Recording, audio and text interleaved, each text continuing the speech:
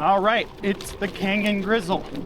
So Canyon has launched two new Grizl bikes. I think there's been some confusion from a lot of people on what is actually new compared to the old Grizl and whether or not it's worth the upgrade and what benefits you would get on the new bike. So quick overview of the new bikes that are launched, whether I think it would be worth it to get a new one or whether the old Grizl is going to be worth it for you. So initially, right up front, something to keep in mind, we're actually talking about two specific models that they've launched and relaunched. So the totally new bike is going to be what's called the Canyon Escape. This is a bike packing focused bike. This bike is exclusive to bike packing. It has all the fancy features around it.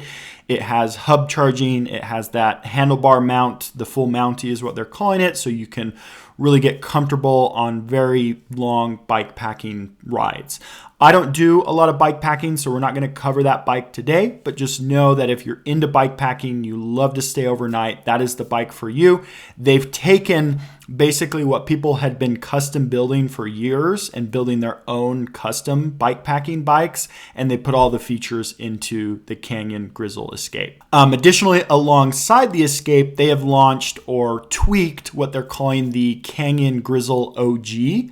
This is basically just a refined version of the old Canyon Grizl. So the old Canyon Grizl was launched in 2021. The new one just launched this year in 2025, and they've made some minor adjustments to that bike, again, to make it more kind of into that adventure category of gravel bikes.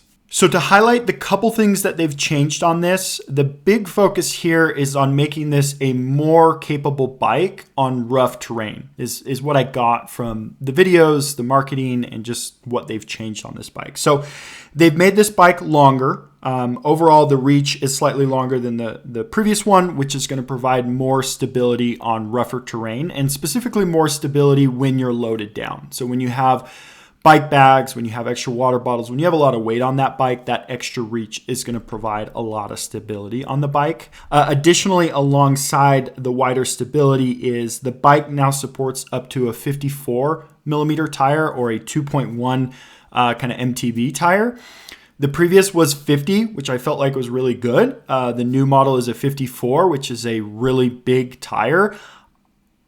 I personally don't think I would ever run a tire that big unless I was on a mountain bike. But for those of you that are going to ride really gnarly terrain and you want to ride it on a gravel bike with the bike fully loaded, you can put that 54 on there and it will serve you really well. Outside of the kind of minor changes to reach and wider tires, there's cleaner cable routing overall, so it looks a lot cleaner from that standpoint. And then additionally, the big major thing, they've made all of the new Canyon Grizls UDH compliant. So if you want to use any of the new SRAM transmission systems, those direct mounted derailleurs, you can do that now. All the new bikes are UDH compliant. So the big question is, are the changes on the new Grizl, the OG Grizl, the new refinements worth the upgrade, or is the old one good enough? I have a full review in my channel on the old Grizl. I really love that bike. I felt like out of all the gravel bikes I've ridden as of late, that was one of the most capable gravel bikes that I've ridden. It was super fun to ride on the gravel. It handled gnarly terrain really well. It was a blast of a bike. I personally never felt like I needed a wider tire. I was running 45s at the time. That previous bike supported up to a 50, and I felt like the 45s were enough for the type of riding that I was doing. Really, in my mind, the only reason you would need the new Canyon Grizl over the old one is if you're going to be riding really rough terrain and you want to do it on a gravel bike. Like a pseudo mountain bike in the form of a gravel bike. You can put a really wide tire on there. It has a long reach. It has a slacker head tube, and it's just going to make that rough terrain that much more doable on the new Grizl versus the old one. Outside of that, I really don't see a lot of reasons to go after the new one over the old one. The old one is a very capable bike. I guess the only other thing, if you really want a SRAM transmission, if you want like a really nice direct mounted derailleur, you can't get that on the old ones. But I feel like the systems, the GRX and the SRAM rival system on the old model worked great.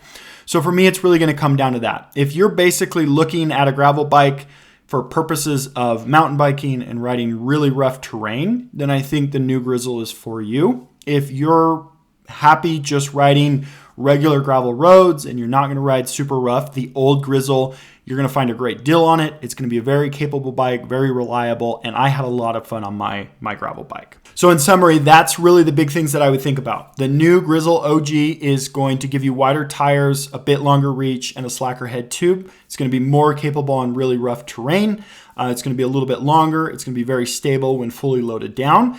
The old Grizl was a very capable bike. Lots of fun to ride. No complaints on that bike. I felt like it was an extremely capable gravel bike from all the gravel bikes that I've ridden. And that's kind of my opinion of it. So curious to see if any of you have ridden the new Grizl OG, kind of your opinions on it. Again, these are slight refinements. There's nothing major that's changed on the bike outside of the tire clearance, but curious to see what people's thoughts on it are and if people are opting for the old one for a good deal or if everyone's getting on kind of the new one.